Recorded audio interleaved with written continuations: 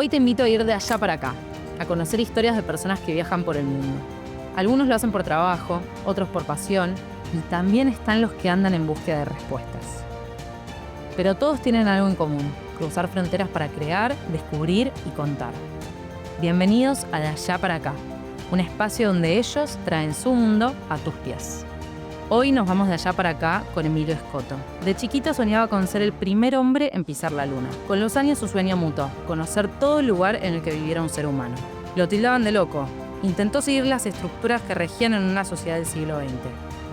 Trabajó, se independizó y hasta se enamoró. Pero para él, cada logro en su vida adulta mataba el sueño de conocer el planeta Tierra. Mataba al niño. Fue en el 85 que agarró la moto, $300, y se embarcó en un viaje que desconocía de rutas, planes y tiempo. En 10 años dio 2 vueltas al mundo. Ganó un récord Guinness, su nombre estuvo en las páginas de las revistas más prestigiosas y fue un testigo indiscutido de la historia. Sin embargo, nada le genera más emoción que hablar de Moniquita, el gran amor de su vida. Bienvenido, Emilio. Qué Gracias. enorme placer tenerte acá. Un gusto para mí estar contigo y en tu escenario hermoso, divino, la verdad que para pasar un rato juntos y contarte cosas. Muchas gracias. Si no fuera acá, ¿en qué lugar del mundo te gustaría estar ahora mismo? En tantos, ¿cómo hago para decirte uno? En este momento, no sé, me gustaría estar en China. China. Siempre me tira China, sí, siempre. China es, yo digo que nací medio chino. Sí, me gustaría, siempre que me preguntan pienso, ahora quisiera estar en China otra vez. Sí. Mira vos. Raro, ¿no? Sí, ya me contarás por qué. Es raro, sí. Pero quiero que viajemos un poco al pasado. Mucha gente debe saber que vos desde muy chiquito, primero empezaste con el sueño de ir a la luna, después de llevar el camino por tierra y hacer la ruta Azul 1. Pero a mí me interesa saber qué pasó de ese niño soñador al joven de 30 años que terminó embarcando finalmente la aventura de su vida. ¿Qué pasó ahí en el medio? Mira, nunca me preguntaron eso. Mira, era una vida, tendría que decir que era una vida un poco rara por como yo era, tal vez, y por todo lo que sucedía en un país que yo no entendía, tal vez, o lo entendía justamente y no lo disfrutaba o no lo quería, tal vez. Cuando un niño, que tú bien dijiste, y dije lo de la luna y lo de la vuelta al mundo, que fue porque mi madre me regaló un atlas y ahí vi mapas, a los 15 años tuve que dejar el colegio, por 2 razones en realidad. Una fue porque las escuelas en ese entonces, ustedes no lo saben, pero en ese entonces las escuelas la tomaban grupos, en ese entonces grupos guerrilleros, lo que se llama hoy en día terroristas, lo que sea. En ese entonces eran los montoneros, en fin, y tomaban escuelas. Tomaron en ese entonces el secundario donde yo iba, para lo cual perdí un año. Yo ya había perdido otro por ser rebelde y por no estudiar, lo que sea. Y entonces, y había que ir a trabajar. Aparte, mi madre, muy jovencita, mi madre era muy jovencita, mi padre también, me llevaban 16 y 17 años. Y no resultó en ellos, casados y todo, pero se separaron cuando yo tenía 4 años. Mi padre era jugador, ahí tienes, mi padre era jugador de caballos, iba a jugar a los caballos en lugar de mantener a la familia. Y no tenía un centavo, o sea, se jugaba lo que no había en la casa, ¿no? Al final, bueno, quedamos solitos, mi madre, mi hermanita y yo. Y bueno, fui a trabajar, a limpiar vidrios, a vender pizza, a lavar autos. Pero siempre decía, un día voy a dar la vuelta al mundo, lavando los autos. Y después ya conseguí un trabajo, que eso ya era un trabajo, un muy buen trabajo, que era trabajar de vendedor en una zapatería de mujeres, de calzado de mujer. Y ahí medio como que empezaba una carrera, vendedor de zapatos de mujer. Llegué como vendedor, luego llegué encargado, aunque era muy jovencito, tenía 19 años. Y a los 20 años me toca el servicio militar obligatorio, en aquel entonces era así, hoy en día no existe. Y toda la gente sufría, o sea, el servicio militar era como que perdías un año, y yo estaba, qué bueno, para mí era una aventura, ¿no? Y bueno, me mandaron a Neuquén, en aquel entonces viajar de Buenos Aires a Neuquén en tren era como 2 días, y fui soldado por un año en Neuquén, que para mí fue la aventura de mi vida. Hasta ese entonces mi vida era un poco aburrida, digamos. Hacía mucho deporte, tenis, representaba al club en tenis, fútbol, llegué a jugar en primera división como arquero, como el Dibu, y rugby, pensando que algún día iba a entrar a los Pumas, o sea, tenía mucha adrenalina, o sea, era un chico, era pelirrojo, muy pelirrojo, entonces me gritaban en la calle, Colorado, fideo con tuco, tucoro, pimentón, cabeza de fósforo, zanahoria, en la que pasaban los autos. Y por ser pelirrojo, tenía fama, era un poco que el color de mi cabello hacía pensar que era muy rebelde, lo era muy rebelde, muy preguntón, muy a los maestros preguntar, ¿y por qué tal cosa? Era una época donde en el colegio no podías preguntarle a los maestros, no podías hacer preguntas.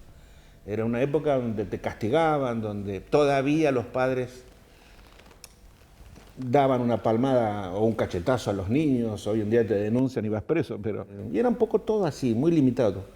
Tú piensas que había en Argentina 4 canales de televisión, 4 canales de televisión. Y estoy hablando de los 60, estoy hablando de los 60, 70, había 70. Entonces Argentina era un país muy primitivo, muy primitivo. Decíamos que era un país del tercer mundo, era del quinto mundo, o sea. Pero en Argentina nos enseñaban que éramos el centro del mundo, ¿no? O sea, que todos los demás cruzando la frontera para el otro lado eran indios. Entonces los niños, o sea, como yo no, me sentía que era un niño, pero tenía poder. Sabía que era pobre, me daba cuenta de que en mi casa había muchas limitaciones, me daba cuenta que hasta el día 18, 19, 20 del mes se comía, y a partir del 20 mi madre era un proceso de ver cómo se comía. O sea, me daba cuenta qué limitada era mi niñez o mi vida, a pesar de que, producto de mi adrenalina, siempre estaba buscando qué hacer. O sea, era inestático. Yo estaba siempre en movimiento, siempre molestando, hablando, gritando, jugando a algo, a la pelota, al tinente, a la piedrita, a la figurita, a lo que sea. Pero siempre estaba descargando adrenalina. ¿Y cómo ese niño y ese adolescente, ese joven, con tan poco se imaginaba hacer la vuelta al mundo? Porque ese deseo se mantiene a lo largo del tiempo, sí. Y en esa época no había ni información de qué había en el mundo. No. Y aún así vos seguías con las mismas ganas. Mira, tú dijiste la palabra clave. Era imaginación, porque en realidad era o lo imaginabas o nunca iba a pasar, o no, ni siquiera iba a pasar en tu imaginación. Pero, por ejemplo, yo era un niño que me sucedían cosas muy raras para un niño, muy raras. Por ejemplo, no habiendo información, no habiendo suficientes canales de televisión, no habiendo información. Cuando veía una película, mi madre nos obligaba a ver películas, porque decía que como no íbamos a poder ir a la universidad, porque aunque fuera pública, los libros, la ropa, el viaje, igual. Entonces nos obligaba a ver televisión. Decía, tienen que mirar películas, y daban los sábados a la noche, daban un ciclo, se llamaba Hollywood en castellano. Entonces daban, no sé, Cleopatra. Entonces yo veía la vida de Cleopatra. Y cuando terminaba la película, mi madre nos preguntaba, bueno, ¿qué les pareció? ¿Existió o no existió? ¿Viste? Entonces, mi hermana y yo opinaba, a mi hermana no le importaba nada. Y yo decía, sí, existió. Troya, sí, existió. Y lo voy a encontrar. Y yo voy a ir. Sí, me decía, sí, vas a ir. Sí. Yo era chiquito, ¿no? Pero cada cosa que aprendía, decía, yo voy a ir a los baños donde se bañaba Cleopatra, donde murió Marco Antonio. Y cuando era niño yo sentía que podía hacer eso. Me sucedía algo raro. Soñaba con la película, con lo que había visto, y me imaginaba a mí siendo Marco Antonio. O sea, tenía mucha imaginación, ¿no? O sea, me veía yo siendo gladiador, ahí, gladiator con la espada, ¿no? O sea, los 10 mandamientos. Bueno, yo me veía a la noche soñando un niño y veía que abría el agua del Sinaí. Siempre estaba pensando qué iba a hacer yo con mi vida. Jubilarme, ser un vendedor de zapatos. Hasta que en el año 78, que fue el Mundial, entro, me presento, bueno, exámenes, esto, vaya a saber cómo fue, y entré de visitador médico de Pfizer. Ahí cambia todo, porque ahí esa es una carrera, ya eres profesional. Visitador médico, ya te viste de otra manera, estás en otro ambiente, digamos, en el jet set de lo que es la medicina, de los médicos, los sanatorios, los hospitales. Pero eso me hacía temer que si yo seguía la carrera, muy bien, o sea, una vida mejor, podías llegar a poder comprarte un auto que yo nunca había podido. Pero eso me hacía pensar, me va a matar mi vuelta al mundo del niño.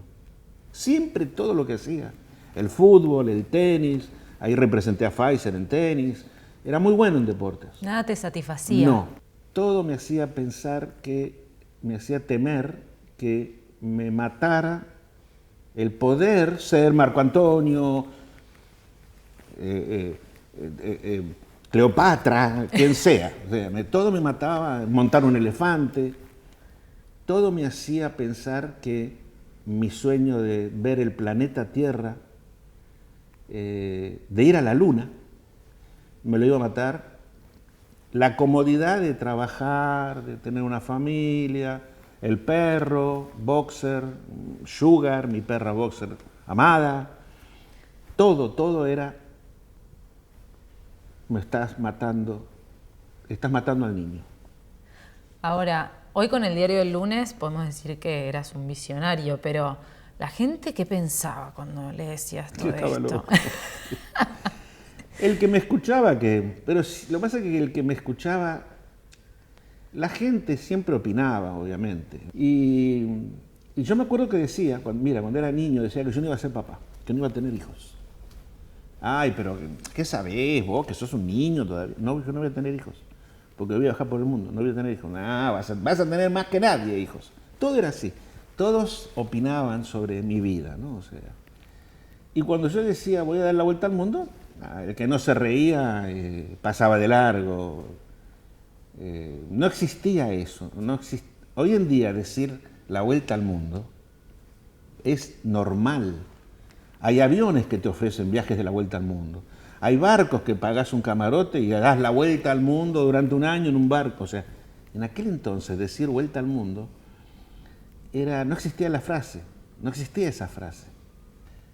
Y bueno, yo seguía diciendo, un día voy a dejar todo, un día voy a dejar todo. Una cosa es decirlo. Claro. Y otra cosa es no saber a dónde vas a ir, ni cómo. Había 3 preguntas. La vuelta al mundo, sí. ¿Cómo? ¿Cuándo? ¿Y con qué? No tenía dinero, no tenía nada, no tenía información. Solo las ganas, que no es menor. Era un sueño, era una estupidez. Entonces, ya es una estupidez, una utopía. Me enseñaban que mi sueño era utópico. Eso sí te lo enseñaban. Y más escuchaba yo que no iba a poder hacer lo que quería hacer en la vida. Y yo decía, mira tú, ¿no? Qué niño raro, ¿no? Qué niño raro. Le decía a mi madre, ¿y por qué te digo qué niño raro, no? Yo decía, cuando sea grande me voy a casar con una chica que se llame Mónica. Una cosa de locos. Se me pone la piel de gallina. Y yo voy a dar la vuelta al mundo. Y Mónica está acá del otro lado, para quienes claro, están viendo. la gente dirá, ¿por qué Mónica? Y sucedieron las dos cosas. En enero del 85 tomás las riendas de ese sueño, de ese niño, y te vas. Sí. ¿Qué pasaba en tu cuerpo? El objetivo era, claro, dar la vuelta al mundo. Pero el cuerpo, ¿qué te decía? ¿Tenías un nudo en la garganta por lo que estabas dejando? Sí. La incertidumbre, ¿qué reacción? Muy bueno lo tuyo. Por mi cuerpo pasaban 1 millón de terremotos. ¿Pero por qué? Porque estaba más solo que nunca. Hoy en día, tú emprendes un viaje, te vas a ir a Alaska, en auto, en moto, en bicicleta, caminando, y hay una fiesta y te despiden, y si no apareces en algún periódico, fulanito se va a Ushuaia, Alaska. En aquel entonces nadie te despedía, porque no te creían. No había despedida, ni de tus amigos, ni de tu familia. Entonces yo estaba muy solo conmigo mismo, sabiendo que iba a morir en la vida que conocía, vida que tenía garantías, el salario, el cine, la novia, el partido de fútbol, el asado. Y yo sabía que me iba a donde no sabía si había asado, amigos, novia, ninguna salario, nada. Estuve 3 meses haciendo no sé qué, haciendo el cuerpo, eso, venía, lo que tú preguntaste, ¿no? Calor, frío, miedo, mucho miedo, no dormir, alegría a la mañana que salía el sol y me voy. Yo había puesto una fecha que era el 1 de enero. Iba a partir el 1 de enero. Le había dicho a mi madre lloraba, le había dicho a mi novia en aquel entonces que me iba. Siempre lo había sabido mi novia. Pero en esos 3 meses hubo me voy, no me voy, me voy, no me voy, me voy, no me voy. Había puesto avisos en una revista que se llamaba Segunda Mano. Creo que hoy en día de esa segunda mano deriva lo que es Mercado Libre hoy en día. ¿Quién me acompañaba? A ver si conseguía el miedo. Me decía, bueno, voy con alguien, claro. O con alguienes. Así no me puedo bajar. Nadie se animaba, nadie fue. Durante 2 años apareció el avisito, busco compañero para vuelta al mundo en moto, no apareció nadie. Y iba llegando el día, no tenía dinero. Pfizer me había regalado una cifra de dinero, te lo puedo decir, me había regalado $3.000. Porque como había trabajado en Pfizer, bueno, cuando un visado médico se va le dan una despedida, no por la vuelta al mundo, sino porque correspondía. En ese entonces se jugaba en mesa de dinero, ponías dinero por 24 horas y pagabas la luz, me los robaron, los perdí todos. Y me encontré el 1 de enero sin un centavo. No tenía ni para poner un tanque de gasolina en la moto. Y no tenía nada, no tenía nada. No tenía ropa de moto, no había en Argentina ropa de moto. O sea, yo me guardé una corbata roja, una corbata azul, me guardé ropa de visitador médico, zapatos. Sí.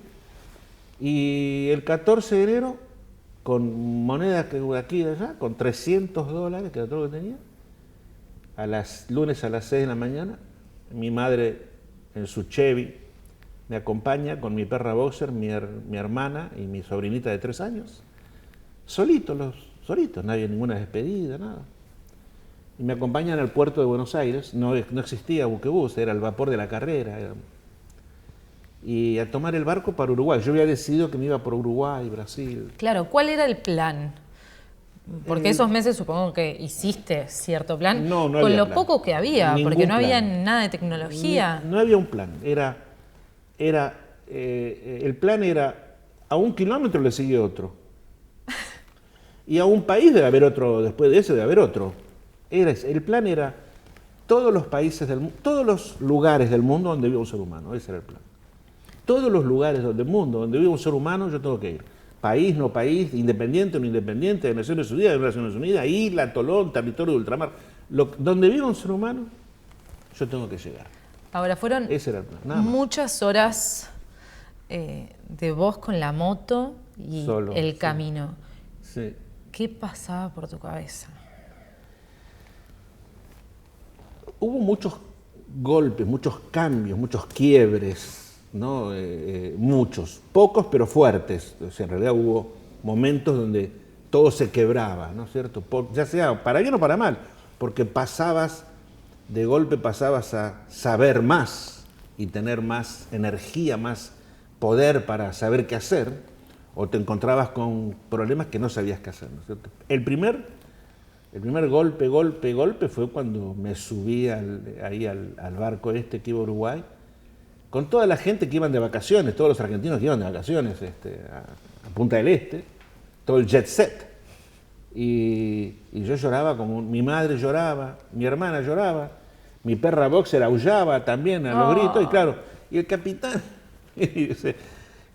claro, también yo, el barco que se iba, la bocina del barco, claro, y la mezcla del miedo, de la confusión, de la desorientación, de la falta de información, de la falta de recursos, la mezcla de todo era negativo, ibas ¿Qué estoy haciendo? Era igual que Colón cuando iba al Océano Tenebroso, yo iba al Océano Tenebroso, solo que iba a la Tierra Tenebrosa, pero después de Montevideo, después de Punta del Este, no era que los argentinos, como mucho, un viaje para los argentinos era algún recital en Río de Janeiro, los que podían ir a Río de Janeiro. Pero después de ahí, de Río de Janeiro para arriba, era Tierra Tenebrosa. Y entonces yo sufría todo eso, lo tenía encima, ¿no? Y cuando me despido y veo mi familia, la novia no llega a despedirme, llega cuando el barco ya se está yendo, la veo de lejos, la novia que me dice, que yo le dije, casate, haz tu vida, tener tus hijos, y ella me dice, te voy a esperar. Y digo, no me esperes porque no sé ni a dónde, no sé qué va a pasar. Haz tu vida, cásate, ten tus hijos. Y bueno, no llegó, la vi de lejos, con la manito, y me fui con el barco. Y cuando bajo en Uruguay, y me bajo la visera del casco, y arranco el primer kilómetro, no es como hoy en día que lo logré, me voy. Era, joder, ¿qué estoy haciendo? Era así. Hoy en día dices, oh, bien, vamos, arrancamos, me despido de todo. En ese momento, solo, sin información, sin que todos te decían que estaba loco, te sientes que estabas loco, ¿no? O sea, te sientes en ese momento, estoy loco. La gente Y tenía miras razón. para adelante y dices, ¿a dónde voy a ir? El mundo es enorme. Cuando imaginas el mundo, dices, si no sé ni por dónde. O sea, ¿Tenías una idea de cuánto ibas a tardar, de cuánto ibas a estar fuera de tu casa? yo pensaba que me iba a llevar, mi primer pensamiento decía, bueno, el mundo tiene 5 continentes, 1 año por continente. Mi primer pensamiento fue 5 años. Después, no, el mundo tiene 6 continentes, 7 con la Antártida, pero tienes... bueno, entonces con Oceanía son 6 años. Eso era mi primer pensamiento. Luego perdí todo eso, ya dejaba de ser un tiempo, ¿no? O sea, cuando logré empezar a dejar atrás los tabúes, porque cuando me fui con una cadena enorme, con una bola de hierro gigante que arrastraba, que era los miedos, los tabúes, la familia, el trabajo que ya no iba a tener trabajo, el no cumplir con el país, ¿no? Yo estaba acostumbrado a que hasta los 30 años que yo me fui, había tenido 2 semanas de vacaciones con todos los trabajos que tuve, no importa, 2 semanas en un año. En la tercera semana, cuando cruzo, mira tú qué cosa estúpida, ¿no? Pero cuando cruzo de las 2 semanas, la tercera, me sentí que estaba traicionando lo que yo era, lo que había aprendido, lo que me habían enseñado todos. ¿Cómo 3 semanas ahora de vacaciones? Y 4 semanas, ¿cómo que hace un mes que estoy de vacaciones? Entonces había algo que adentro te decía, está mal, hiciste sufrir, tu madre lloraba, tu perra lloraba, tu hermana lloraba, dejaste a tu novia, engañaste a todos, Pfizer te dio una oportunidad, los engañaste, todo era, engañé a la humanidad, engañé a Argentina, el país, tienes que cumplir con el país, tienes que cumplir con la familia, todo era mensajes que eran los que me daba, los que aprendí de niño, era eso, ¿Y la cuánto televisión. tiempo te llevó a abrazar esa aventura? Decir, bueno, no. Fue Lo un que hecho, pasó, fue pasó. un evento, por eso te dije un quiebre, ¿no? Fue el primer quiebre muy grande cuando corté el cordón umbilical con Argentina, con la familia, con el perro, con el trabajar, cuando corté esa cadena y la bola quedó atrás, fue un hecho fortuito, fue en Salvador Bahía, en Brasil. Yo llego a Brasil y no tenía ni dónde dormir, no tenía $1 ni para tomar una bebida, y un brasilero me invita a su casa. Me ve con la moto de Argentina, claro, la moto decía atrás Argentina. Y de Argentina hasta acá, imagínate, Salvador, hoy un día todo el mundo va en bicicleta, va. Sí, pero ¿cómo? ¿Y dónde te quedas? Y bueno, no me quedaba en ninguna parte, estaba ahí, me dice, vení a casa, me llevó a su casa. Y este joven brasilero, de muy buena posición económica, me dice, ¿y ahora para dónde vas? Y yo le digo, para el mundo, para arriba, para el norte. Bueno, pero te vas a quedar unos días acá porque viene el carnaval. Entonces me acuerdo que le dije, no, yo tengo que seguir viaje. Y yo quería alejarme además quería alejarme del imán, el imán de Argentina. El imán Claro, cuanto más rápido te alejabas. despegar, ¿no? Claro. Y, no, te vas a quedar. No, pero no, te vas a quedar. Te vas a quedar al carnaval. Y me quedé. Y me acuerdo que la mamá del brasilero me decía que le diga mami. Entonces yo le tenía que decir mamá. Me acuerdo que en ese momento había un nuevo presidente en Brasil, Tancredo Neves, había ganado como presidente, inmediatamente se había enfermado y estaba hospitalizado, ¿no? Y todo eso sucedía en ese momento. Y todo eso empezaba a ser parte de mí, empezaba a entrar en mí, aunque apenas hablaba portugués en ese momento. Me quedo en el carnaval y me acuerdo cuando salimos del departamento me dicen, llévate papel higiénico. ¿Para qué? Porque tienes que usar papel, pero me imagino deben haber baños. No, está todo cerrado. ¿Qué estás? Todo, está todo cerrado, todo. Bueno, cuando venimos acá, no venimos acá, por 4 días no venimos acá. Y claro, yo veía a la madre, la hermana. ¿Quién? ¿Tu mamá tampoco? No, nadie. El departamento se cierra por 4 días, vamos a la calle y dormimos en la calle. ¿Quién? ¿Tu mamá? Sí, todo. Dormimos en la calle, ahí, en el carnaval. Y yo no entendía eso. Me acuerdo que me llevé un rollo de papel higiénico. Y efectivamente fue el carnaval. El carnaval no es como en Río de Janeiro, que tú te sientas en una grada y lo miras. En Salvador tú vas detrás de lo que se llama trío eléctrico, detrás del camión con la música, bailando, pulando, danzando. Y yo no era muy bueno era bueno para el deporte, pero no para danzar atrás de un camión con música. Pero me solté, te empujaba la marea, te empujaba el imán de la gente, las almas. El carnaval es eso, en Brasil el carnaval es despojarte de todo el año de tus tabúes, ¿no? Y me encontré durmiendo sobre latas de cerveza, haciendo el amor contra una pared, frente a miles de personas, durmiendo sobre las latas de cerveza a la noche, cansado, caer y despertarme y seguir bailando atrás con la música. Y ahí, cuando termina el carnaval, son 4 días, muere, se llama la muerte del carnaval, el rey Momo, que muere el rey Momo, y la gente toda, medio como muere, cae medio desmayados y tristes, y lloran, porque se terminó el carnaval. Y yo lloraba, tirado en la calle, durmiendo ahí en la calle, sucio, y lloraba porque el rey Momo había muerto, y me convertí en brasilero. Me convertí en el viajero. Y cuando me levanto de ahí, cuando se reinicia la vida, yo flotaba en una nube. Había comenzado a ser esa persona que iba a cruzar el mundo tenebroso. Ya sin los miedos, ya subía la moto y ahí, ahora venía ya el mundo.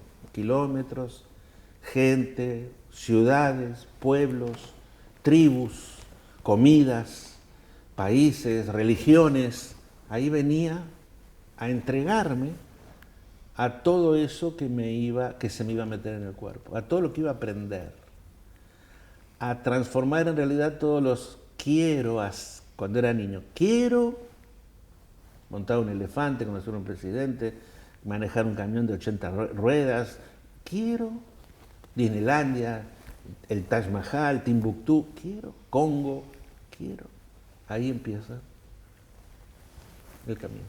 Ruta Zululu. Pasa muy poco tiempo hasta que empezás a ser parte de momentos históricos, de transiciones políticas, de conflictos sociales, hasta de catástrofes naturales. Sí. ¿Cuándo te das cuenta que estabas siendo testigo de la historia? Qué buena pregunta. No me di cuenta. Vos ibas. No me di cuenta porque hoy en día, claro, con el diario de Luz, hoy en día me doy cuenta que el siglo XX fue un siglo muy revolucionado, el siglo XX fue un siglo sin tecnología. Tú piensas que 5 años antes que termine el siglo XX, o sea, 1997, 3 años antes, aparece Microsoft, ¿no? Las computadoras personales, empezaba a hablar, o sea, no existía internet, no existía la conexión, no existían celulares, no había celulares.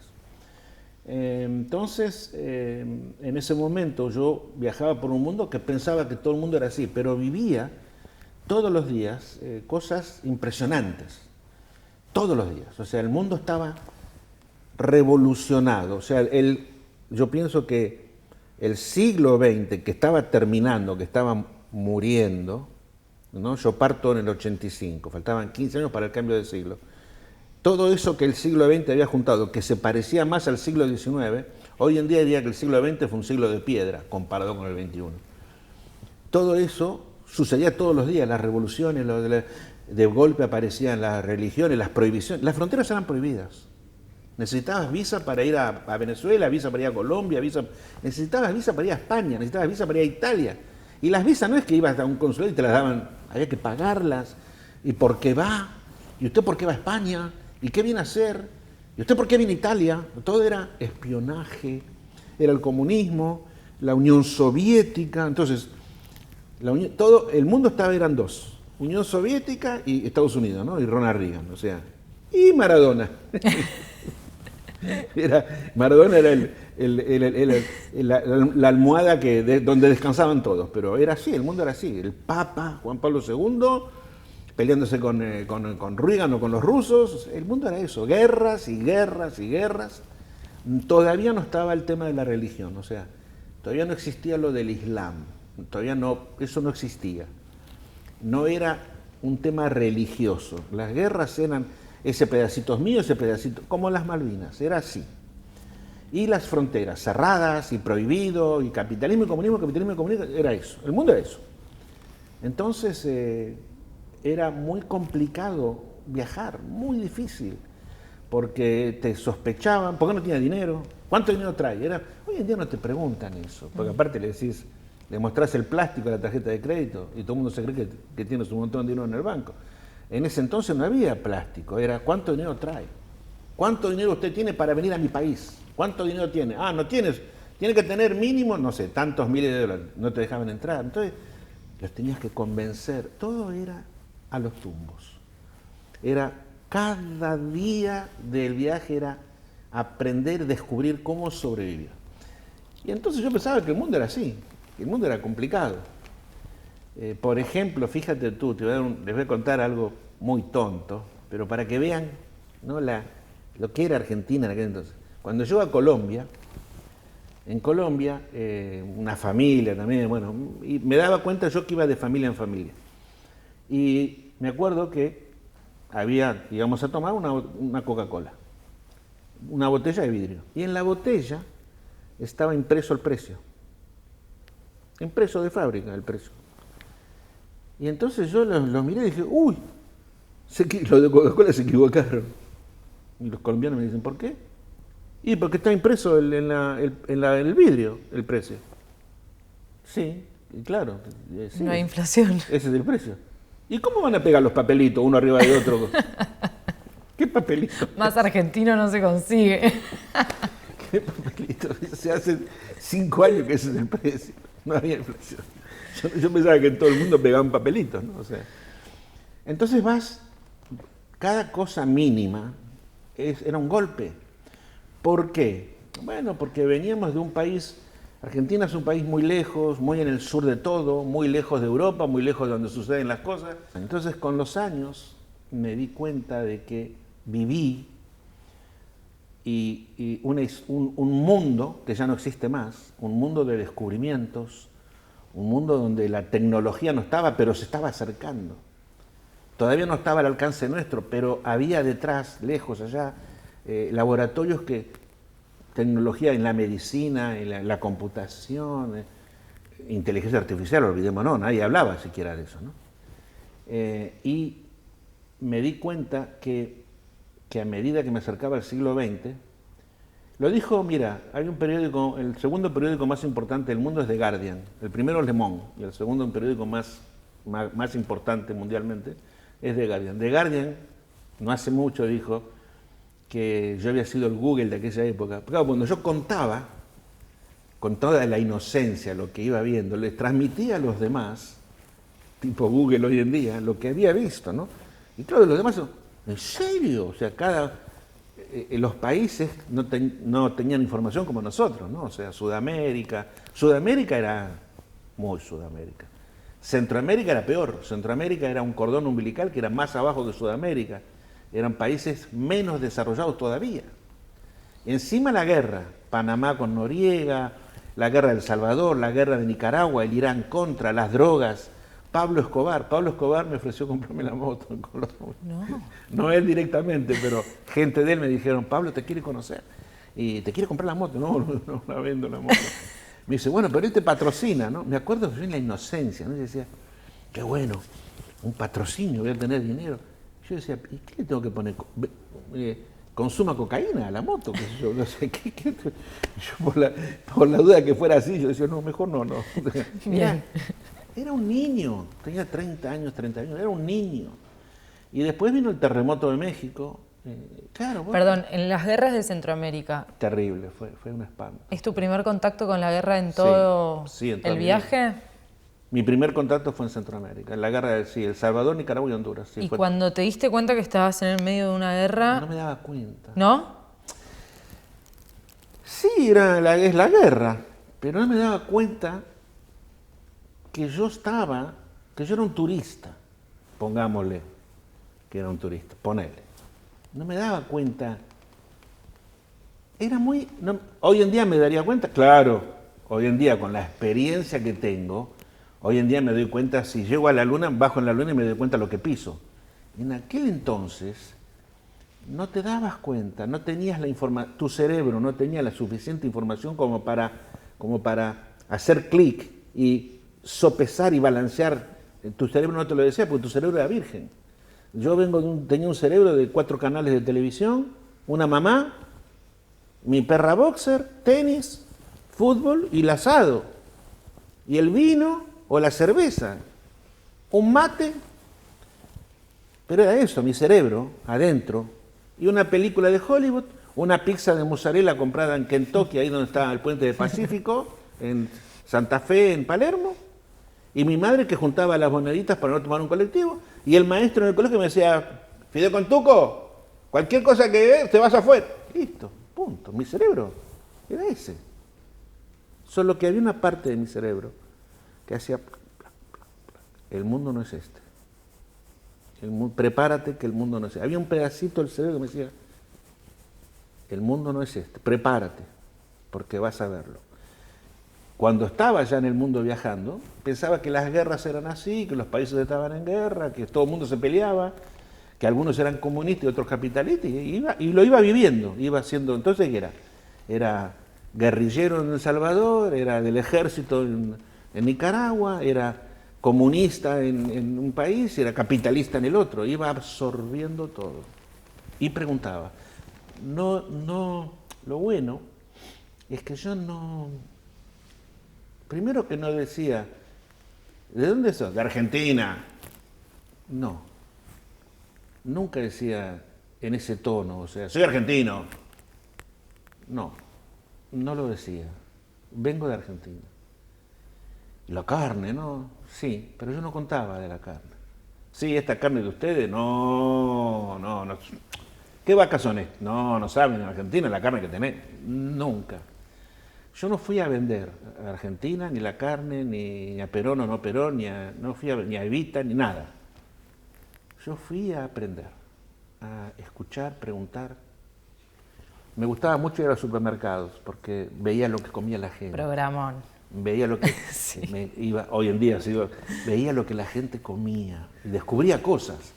Y esas latas con eso, que ni lo conozco, cosas que ni conocía. Yo no conocía el mango, en Argentina no había mango. Cuando llego a Venezuela, estos mangos, ¿y esto qué fruta es? Pero no sabía que había, yo pensé que en el mundo había banana, naranja, manzana y se terminó. No, ni hablar del rambután en Tailandia o de los lichis o esas frutas exóticas de Asia. Pero bueno, todo era, para mí era, tengo que descubrir, tengo que probar con la boca, tengo que escuchar con el oído, tengo que oler con la nariz y tengo que mirar con los... Todo era así. ¿En qué momento empezás a registrar? Porque te haces muy conocido por tus artículos, por tus historias. De hecho, la gente te empieza a reconocer por la moto. Pero ¿en qué momento del viaje empezás a escribir? No a publicar, sino a escribir. El cónsul de Canadá en Madrid, nada que ver, Canadá, ¿y qué tiene que ver contigo el cónsul de Canadá, Emilio? Me fui a vivir a la casa del cónsul de la Embajada de Canadá. ¿Y por qué? Porque en el Carnaval de Brasil, 2 años antes, en Salvador Bahía, donde me choco con un tipo alto, entre los 50 millones de personas, me choco con una argentina, muy bonita, que yo ya había conocido en Argentina, que iba con un muchacho muy alto. Y me dice, te presento a mi novio, Emilio, ¿qué haces por acá? En Salvador de Bahía.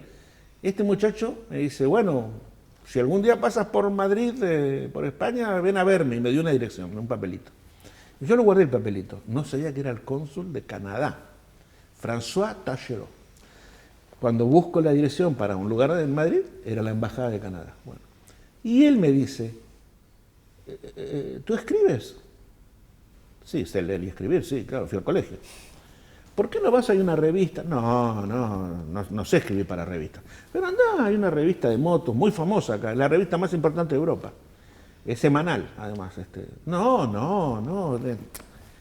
Andá y ver. Entonces fui, empujado por él, ¿no?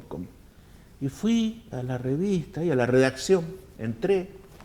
Sí, dice, hay un señor. Bueno, mire, hola, yo soy de Argentina, estoy dando la vuelta al mundo en moto. ¿Qué? Estoy dando la vuelta al mundo en moto. Para hacerte la historia corta, me dijeron, escribe lo mismo. Sí, yo escribo. Bueno, vaya y escriba tantas líneas, qué sé yo. ¿Tiene fotos? Tenía diapositivas malas. Publicaron ese artículo y yo en ese artículo me fui a la embajada. ¿Viste que te dije? El cónsul me decía, escribí. Y yo no hablé nada de la moto. Ni del aceite, ni de las ruedas, ni si se rompía, ni si no... De la guerra de El Salvador, de la guerra de Nicaragua, de Ronald Reagan, del Irán contra, de las armas que había mandado Ronald Reagan a través de Pakistán, que entonces llevaban los vuelos las drogas, de Venezuela, de los 7 policías distintas que había en Venezuela, yo, de la selva del Amazonas, de los garimpeiros, los buscadores. En ese artículo escribía sobre eso, con inocencia, pero escribía eso que vi. Fue un éxito ese artículo. Entonces, cuando yo me voy de España, me dicen, ¿querés seguir escribiendo? Porque mira que la gente nos manda cartas y cartas. Bueno, dije, está bien.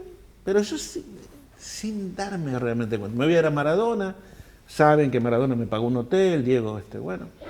Y ahí el Papa, Juan Pablo II, le digo al embajador argentino que quería ver al Papa. El embajador argentino en Roma me dijo, olvídate, imposible. No existe. Ni yo lo veo al Papa, que soy el embajador. Juan Pablo II no recibe a nadie. Solo presidentes de países y algunos, porque si es de un paisito no lo recibe tampoco. Me dice, pero no importa, mandamos la cartita y te van a mandar una estola linda, una cartita linda del Papa. Asiento número 2 al lado del Papa. Y ahí fue esa foto con Juan Pablo II cuando me toma las manos Juan Pablo II era viajero. Entonces él me toma las manos y me dice, tú eres el argentino de la princesa negra. Me dice Juan Pablo II. Me dice, voy a rezar una plegaria para ti y para tu princesa. Y ten cuidado en África, me acuerdo que me dice Juan Pablo. Esa foto que él me toma las manos y me habla, y estaba al lado de él, el asiento número 2 tenía, salió en todo el mundo. Y a partir de esa foto, que yo tampoco sabía eso, vi que había gente con el Papa, pero yo no sabía que ellos esas fotos las utilizaban. Y esa foto salió en el Washington Post en Estados Unidos. ¿Vos seguías sin tener dinero a esta altura del viaje o ya tenías patrocinadores? Ok, bien. Había conseguido un patrocinador en París. ¿Quién? Se llama Roberto Laperche. Roberto Laperche fue un diplomático argentino. En ese entonces era el dueño de una empresa de viajes muy famosa llamada Paris Vision. Era el dueño de los Bateaux que andan en el Sena, era el dueño de los espectáculos de Cancán. Y me dice, ¿no tenés ropa? ¿Cómo es que no tenés ropa? Yo te voy a hacer ropa de moto. Entonces llamó una revista que se llama Motor Review, les dijo que a cambio de que él me mandaba que me haga una nota, ellos tenían que conseguirme ropa de moto. Llaman a una empresa llamada Moto Queer, me acuerdo, que venga que le vamos a tomar las medidas, le vamos a hacer pantalón de cuero, chaqueta, le vamos a dar guantes. Yo decía, wow, qué bárbaro, como un motociclista. Y entonces me dijo, vos te vas a poner acá, una chaqueta, te vamos a coser en cuero, Paris Vision. Y en la moto vas a poner Paris Vision, de los dos lados de la moto. Y te voy a dar $1000 por año. O sea, cada 4 meses, $333. Hasta ese momento, ¿vos cómo te financiabas el viaje? ¿Changas? No, ninguna changa. Yo nunca hice ninguna changa, nunca trabajé. Ninguna changa de nada. Todo era buscar en una esquina a alguien que me adoptara. Todo era ir conociendo gente. O sea, hacer changa significaba quedarme a trabajar en algún lugar.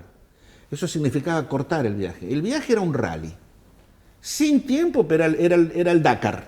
Sale de acá y tiene que llegar de acá. No es que los pilotos del Dakar se quedan a trabajar en un lugar para juntar gasolina. No. Entonces, era buscarme la vida.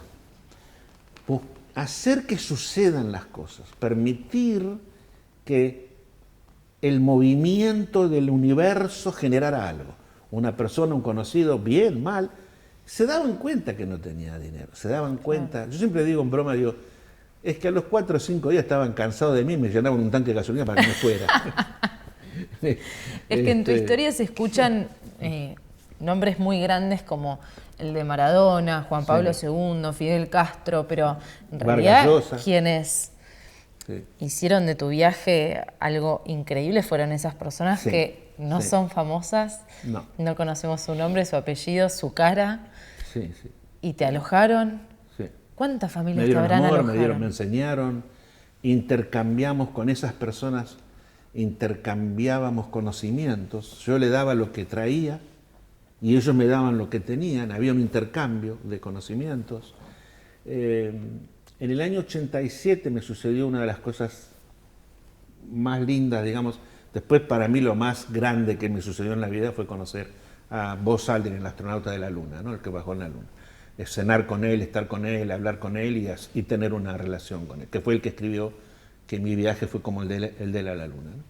Pero en el 87, en Londres, que todos me decían, no puedes cruzar a Inglaterra, porque los ingleses, argentino, qué bueno, argentino. Y el embajador argentino, Fleming, esta noche te invito, vamos a cenar 4. Vas a estar tú, yo, y viene Vargas Llosa y Patricia, la esposa. Y cenamos los 4, y ahí fue cuando el embajador le dijo a Vargas Llosa, mira, Emilio ya escribe para revistas. Y dice, Mario, no lees 2 hojitas. Y Vargas Llosa, sí, dame, dice, y agarra las 2 o 3 hojitas, escrita a mano además, ¿no? Y se pone así de costado en la mesa, ¿no? Después de comer, y las lee. Y Vargas Llosa me mira y me dice, Emilio, vos no fuiste a la universidad, ¿no? ¿Tú no fuiste a la universidad? No. ¿Y el secundario todo? No, hasta el 3er año. O sea, tú no sabes que cuando uno escribe es en ablativo, demostrativo, narrativo, no. Me dice, bueno, seguí así, no cambies. Creaste un estilo. Mezclaste todo en una coctelera y te salió tu estilo. Seguí así, me gusta. Y yo me quedé en Colombia, en Cartagena, retrocediendo en el tiempo, ¿no? Una colombiana que conozco le dice, vamos a tomar un café con un amigo mío. Bueno, nos sentamos en una visita chiquita ahí en Cartagena de Indios y le decía, ¡Moncho! Le gritaba, ¡Moncho! Y sale un señor a un balconcito, vení a tomar un café que te presento un amigo. Y baja Gabriel García Márquez. Y Gabriel García Márquez se sienta en una mesita chiquitita así, él, esta chica y yo, a charlar.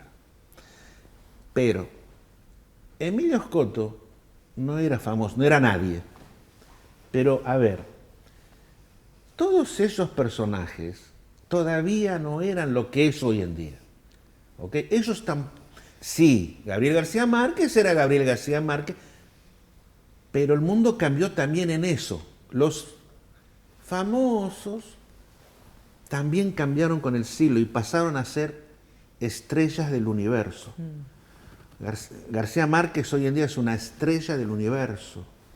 Vargas Llosa es una estrella del universo. Maradona era Diego Armando, todavía no era Dios. Hoy en día es Dios. Ni que hablar de Messi. ¿Y Emilio Scotto es una estrella del universo? No. Pero tú me preguntaste cuándo me di cuenta de que yo desde África escribía y mandaba, le pedía a las embajadas que me ayudaran, no había correo para mandar lo que escribía a mano, ¿no? Los artículos. Y cuando salgo de África, en el 5.º año de viaje, yo ya tenía 5 años viajando por el mundo, cuando salgo de África con la moto destrozada, yo estaba también físicamente bastante golpeado, 5 años en África, las guerras de África, el Congo, medio malaria que casi me muero, en África no había un pedacito de cemento, todo era barro, selva. Y cuando paso nuevamente, me voy para España para ver si alguien me arreglaba la moto y entro a Madrid y veo que la gente, ¡ah, Scotto! ¡Ah, Emilio Scotto! Y yo decía, ¿qué pasó? Y la princesa negra, y los del autobús, el taxi, pi, pi, pi. Y yo veía que iba con la moto y la gente me seguía, pi, pi, pi, pi, pi, pi, pi. Y ahí, todavía no entendía por qué me conocían. Claro, cuando llego a la redacción de la revista, y entro, y en la puerta de la redacción, los de la puerta, los tanes, y cuando subo al piso de la redacción, todos los periodistas, se levantan todos los periodistas, era por las revistas. Yo no sabía eso. Ni siquiera sabía que tenía que cobrar dinero. Que me lo pagaban, no sabía tampoco. Tenía que cobrar el dinero. Y ahí empecé a comprender que el mundo comenzaba a seguir este viaje. Ya no era mío todo. Ya el viaje no era de Emilio Scotto, sino pasaba a ser de la gente, pasaba a ser de los que leían. El que se fue solito, resulta que ahora la gente lo sigue, ¿no? No obstante, por suerte, el que seguía viajando era el niño. Por suerte. Todavía pasaron 3 años más hasta que me di cuenta que era el adulto tenía que entrar en escena. Hasta que me di cuenta que el viaje mío, en el 8.º año de viaje, me di cuenta que ya era mundial, ¿no? Que salía en España, en Inglaterra, en Francia, en Estados Unidos. Me sacan la foto cruzando el río Mekong a Vietnam, un fotógrafo americano sacó una foto, esa foto sale en la revista Life, que la revista Life era la revista número 1 del mundo, o sea, salir en Life era imposible, ¿no? O sea, y salir en la revista Life era, bueno, ya eso decías, rompiste las barreras y ya no era un motociclista, ya no era el loco de la moto, ahí era quien te contaba en su lenguaje medio inocente, pero crudo, los piratas de Somalia, que hoy en día hay películas, pero en el 89 no había películas, no se sabía si era verdad de los piratas de Somalia, que en aquel entonces Hoy en día, viste que suben al barco en la película que trabaja Tom Hanks, suben Sí. al barco, capitán, Captain tranquilo. Phillips. Antes no era así, antes te mataban a todos y enfilaban los barcos a las playas de Somalia y vendían, los desarmaban, vendían el cobre, hasta que un día los piratas se dieron cuenta que era un trabajo enorme ese. Mejor no matarlos, los raptan y piden rescate. Por eso la película de Tom Hanks le dice, tranquilo, capitán, le dice, acá nadie va a morir, capitán. ¿De dónde son? De Estados Unidos. Capitán, nadie va a morir. En aquel entonces, que nosotros en un barco de carga que yo escapo de Somalia, nos persiguen los piratas, te mataban. ¿Sí? Te mataban a todos, directamente. Por eso hasta eso cambió en el mundo. Cuando yo escribo de los piratas, la gente medio, cuando mandaba cartas, decía, Emilio, no hay piratas. Claro, ahora todo el mundo sabe que sí, que están los piratas de Somalia. La guerra de Somalia, que hoy en día lo vemos en la película La caída del halcón negro. Yo estuve en la guerra de Somalia, tal cual como lo muestran en la película. El Golfo Pérsico era el lugar más prohibido de la Tierra. O sea, Qatar era súper prohibido. Nadie puede entrar a Qatar. Dubái, o sea, Emiratos Árabes Unidos, Arabia Saudita, Bahrein, Kuwait, Omán, prohibido. Otra que Chipolitaki, Maradona y Messi. Y la selección argentina y el mundial. No. Tremendamente prohibido. Ahí no vas a ir, imposible, nadie fue, nadie entra, y menos en moto. Me hice musulmán, descubrí una puerta. Una puerta era aceptar la religión, aceptar el Islam, cambiarme el nombre. Gracias a un imán que se encariñó, un hombre santo, un santón, que se encariñó por mi viaje, porque también para él era raro. Y yo le dije, quiero aceptar la religión. Pero, antes, si ustedes me aceptan, quiero que sepan que yo voy a aceptar el Islam, pero voy a seguir siendo católico, voy a ser judío en Israel y voy a ser budista en la India. Yo voy a seguir todas las religiones que existen en el mundo. Era muy raro. Y el santón me dijo, se quedaron todos medios, yo dije, acá reboté. Eso fue en una escuela de niños en Somalia, en Mogadiscio.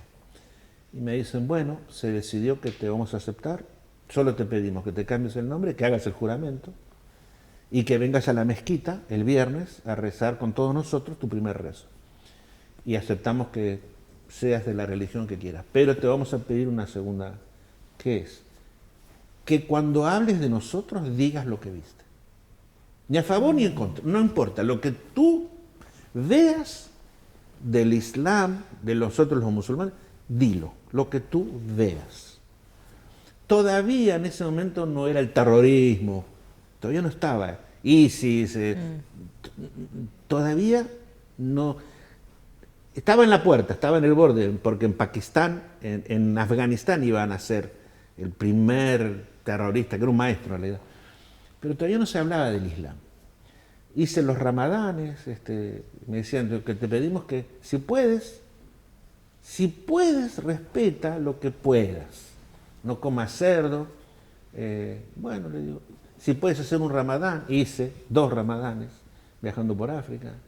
Y me dieron el visado de Kuwait, el embajador de Kuwait. Y ahí entré al Golfo Pérsico con la moto, que fue prácticamente la primera persona de recorrer en moto en aquel entonces, ¿no? Me invitaban todos a rezar a la mezquita y me llamaban Khalid, Khalid, y yo claro, ni miraba, ¿no? Khalid, Khalid.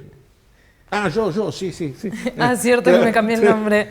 Sí, Khalid Sagal Yunal. Y entonces me daba cuenta de que se iban abriendo fronteras cerradas.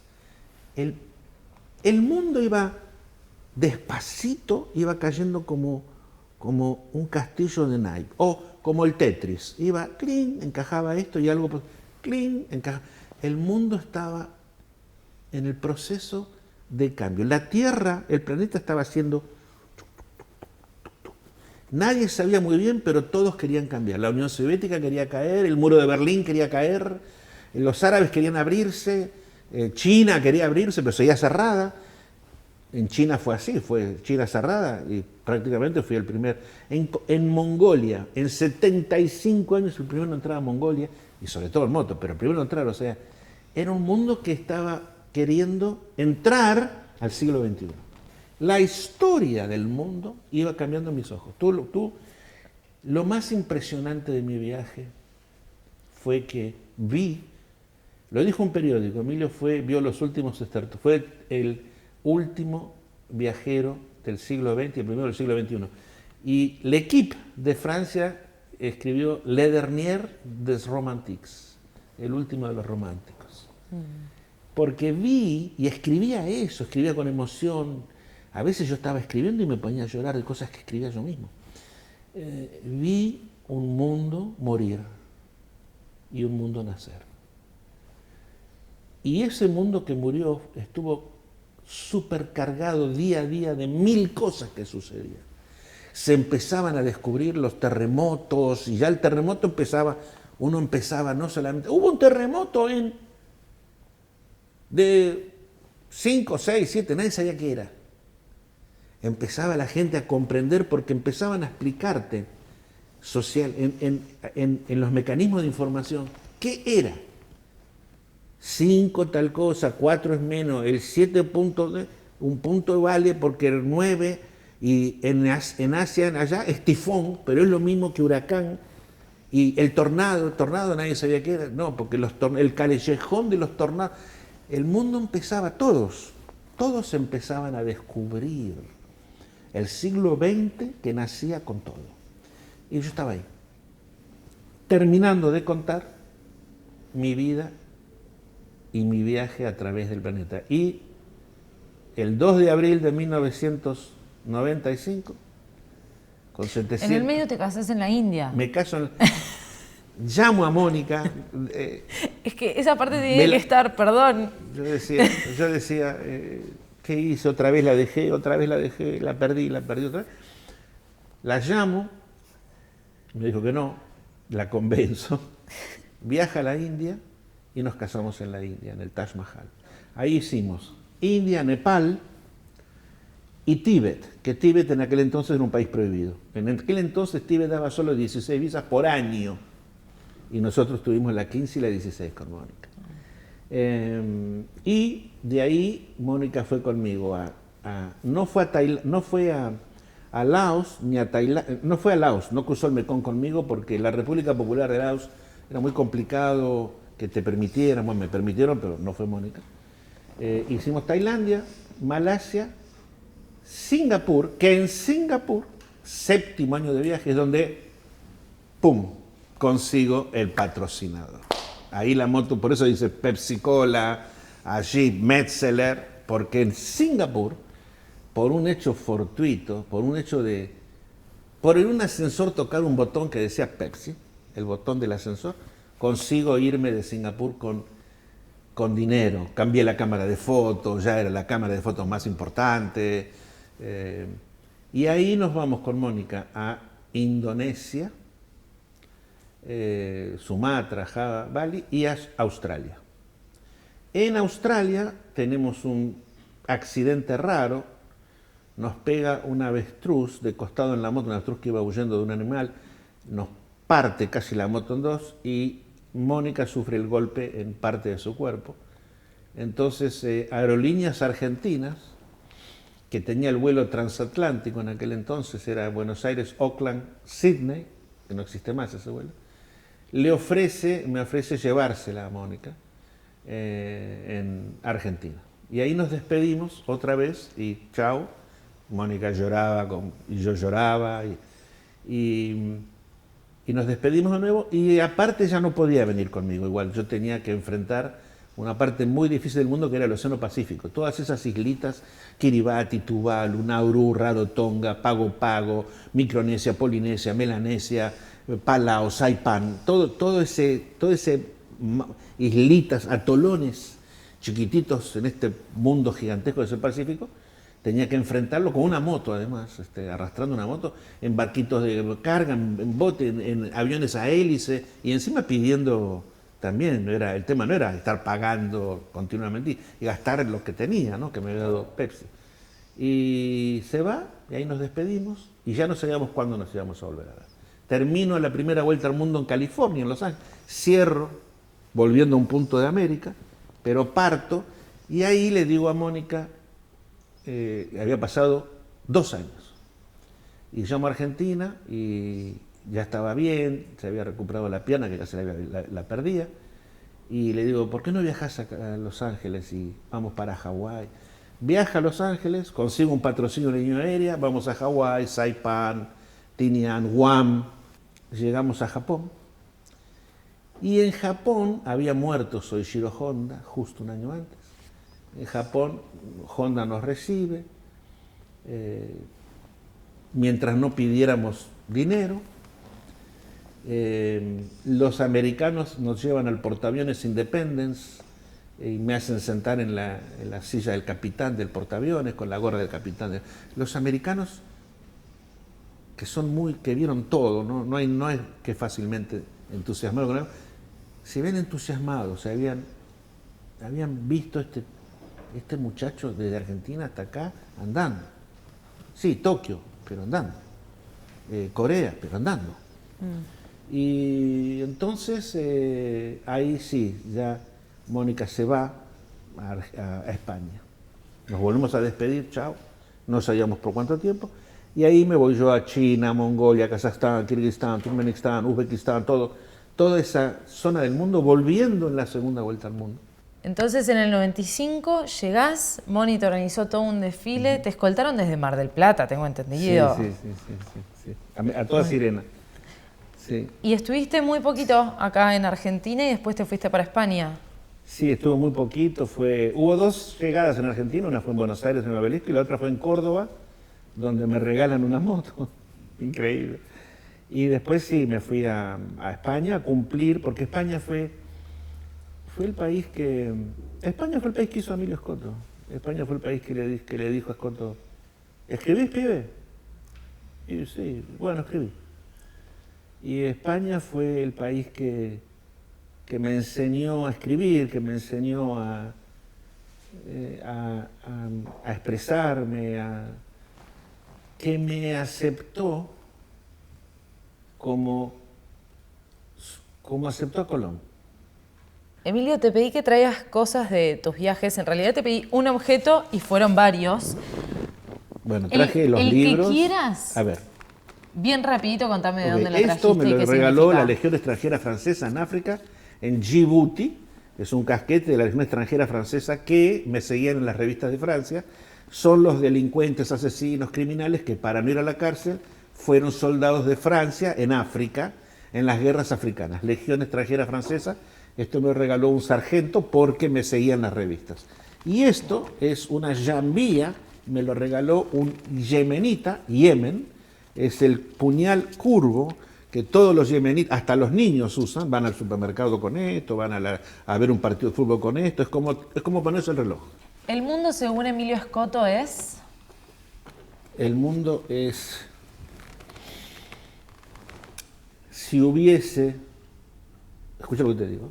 Si hubiese un concurso de belleza entre planetas, como el mismo mundo, ¿no? La Tierra sería Miss Universo. Qué lindo. Por último, tenés unos post-its y una lapicera. Ajá. Quiero que escribas un mensaje para el mundo y después lo pegues, yo lo pego si querés, en cualquier parte del mapa.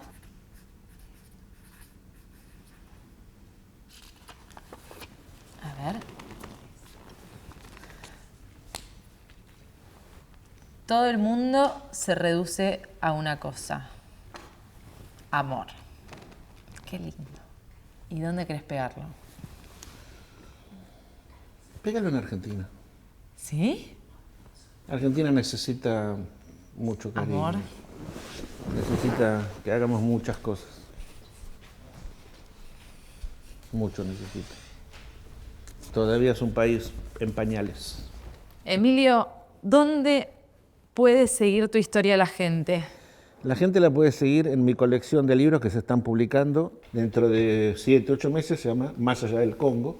Van a ser en total 8. Me encantó escucharte, es un placer y espero que sea la primera de muchas veces. Te agradezco y un beso a todos los oyentes y a toda la gente que te sigue, que sé que son muchísimos. Y gracias a ti, a tu equipo y a ustedes que están ahí y que son los que compran mis libros y los que me escriben tantas cosas bonitas todos los días, y todos me dicen una cosa, todos me dicen, besos a Moniquita.